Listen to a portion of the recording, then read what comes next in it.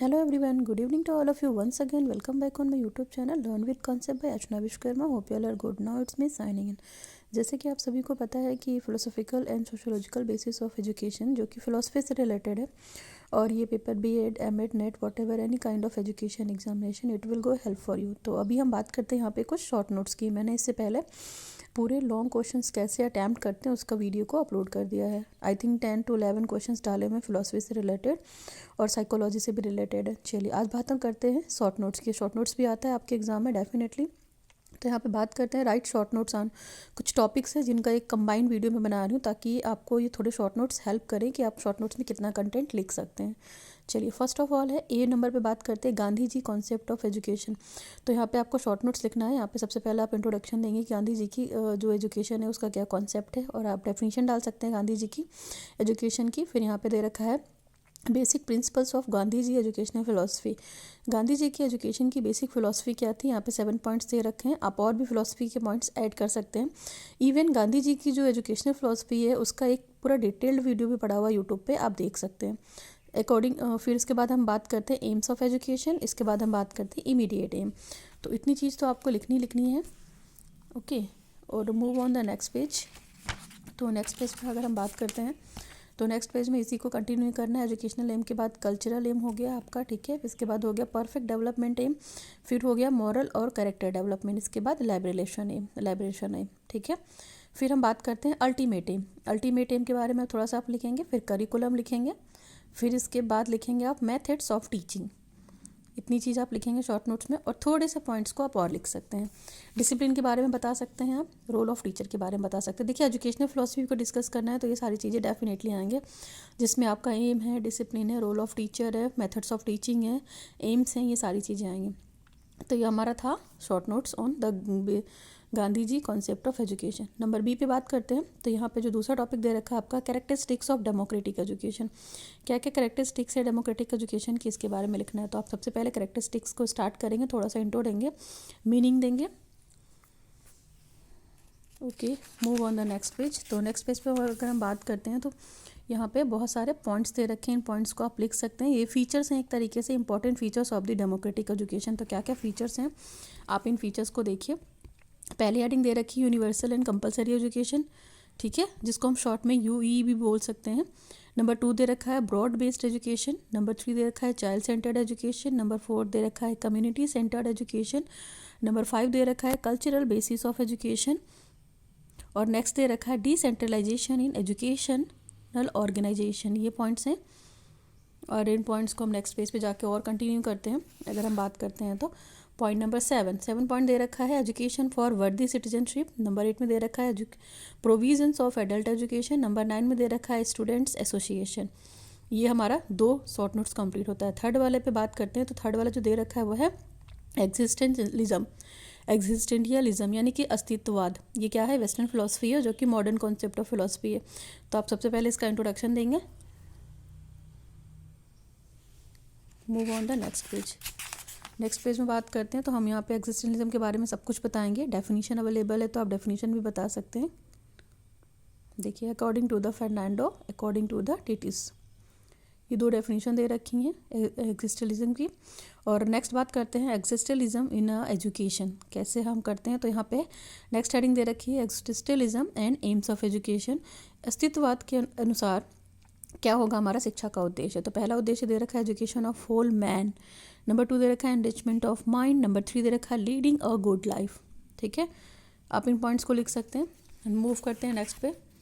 Basically आप यहाँ पे आपसे ये पूछा गया है कि आप एग्जिस्टेंशियलिज्म को शॉर्ट्स में कैसे डिफाइन कर सकते हैं। तो चौथा पॉइंट दे रखा है preserving freedom of man. Next है एग्जिस्टेंशियलिज्म एंड करिकुलम। इससे पहले हम लोगों ने पढ़ा था एग्जिस्टेंशियलिज्म इन एजुकेशन और एम्स ऑफ एजुकेशन, ठीक। अब इसी में पढ़ेंगे existentialism and methods of teaching, existentialism and the teacher. जैसे कि फिलोसफी में हम चीज़ों को डिस्कस करते हैं, बस वही कंटेक्स्ट है, ठीक है। टीचर कैसा होना चाहिए, मेथड्स ऑफ टीचिंग क्या है, करिकुलम क्या है। Move on the another page. Another page में हम बात करते हैं existentialism and the student, which one is the last. इसके बाद सबसे लास्ट में आप कंक्लूजन दे सकते हैं इन शॉर्ट जो भी है। ओके, अब हम नेक्स्ट शॉर्ट नोट पे मूव करते हैं डी, जो कि है हमारा सोशल मोबिलिटी, सामाजिक एक मूवमेंट या जो भी मोबिलिटी होती है उसके बारे में हम बात करते हैं। जैसे सोशल चेंज है, उसी तरीके से मोबिलिटी भी एक टर्म है। तो यहाँ पे सबसे पहले आप सोशल मोबिलिटी को बताएंगे कि कैसा होता है, उसका इंट्रोडक्शन देंगे, थोड़ा सा मीनिंग देंगे, फिर बात करेंगे अकॉर्डिंग टू सोरोकिन। डेफिनेशन दे सकते हैं आप सोशल मोबिलिटी की, अगर आपके पास अवेलेबल है तो कम से कम 2 से 3 डेफिनेशन दे सकते हैं लॉन्ग क्वेश्चन में, और अगर आपके पास शॉर्ट नोट अटैम्प्ट कर रहे हैं तो 1 या 2 डेफिनेशन सफिशिएंट है आपके शॉर्ट नोट्स के पर्पज़ से। तो एक डेफिनेशन यहाँ पे हो गई सोरोकिन की। नेक्स्ट पेज पे बात करते हैं अकॉर्डिंग टू द वोगार्डस के अनुसार सोशल मोबिलिटी की डेफिनेशन दे रखी है।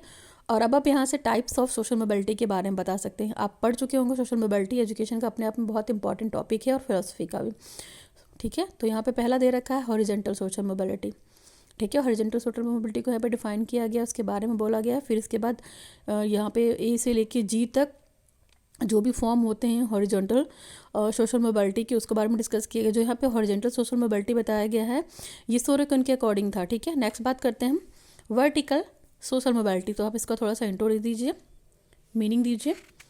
Move on the next page. Next page पे अगर हम बात करते हैं तो इन्होंने डिस्कस किया हुआ है वर्टिकल मोबिलिटी में ए और बी।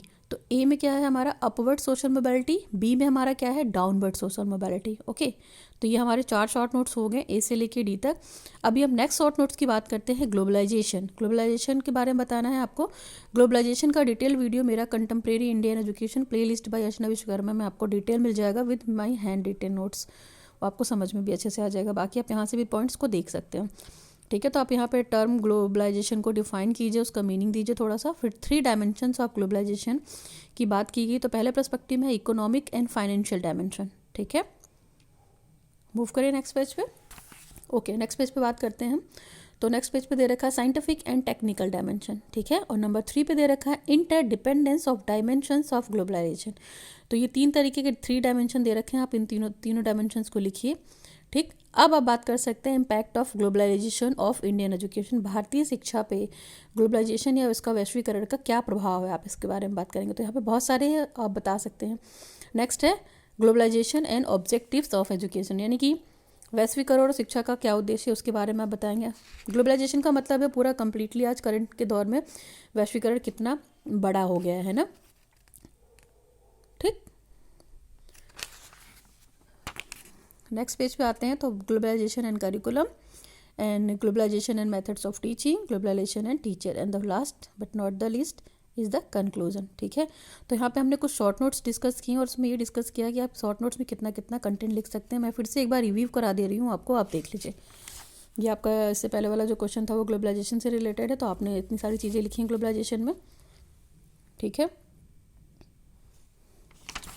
फिर नेक्स्ट में बात की हम लोगों ने सोशल मोबिलिटी की। तो सोशल मोबिलिटी के बारे में लिखा जो कि डी था, डी नंबर था हमारा। ये 5-6 को शॉर्ट नोट्स हैं, आप इनको ज़रूर देखिएगा। सोशल मोबिलिटी हमारा डी था, 4th वाला था, ठीक। इसके बाद हम लोगों ने बात की एग्जिस्टेलिज्म, ठीक है, जो कि हमारा 3rd वाला पार्ट था। इसके बारे में देखा, इस पेज पे भी देख लीजिए आप,